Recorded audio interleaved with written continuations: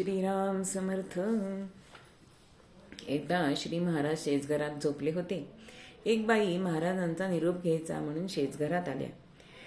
त्यांनी महाराजांच्या पायावरचं पांघरूण हळूच बाजूला केलं तेव्हा त्यांना महाराजांच्या पायापाशी अगदी 2 टवटवीत अशी मोठी गुलाबाची टप्पोरी फुलं दिसली.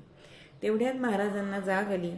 तेव्हा महाराजांनाच त्या बाई म्हणाल्या, महाराज, तुमच्या पावलापाशी गुलाबाची ही फुलं किती टप्पोरी छान दिसत आहेत. ते पाहून महाराज म्हणतात, अरे हो की, बहुधा ब्रह्मानंद बुवांनी नाहीतर आनंद सागरांनी मानसपूजा केली असेल.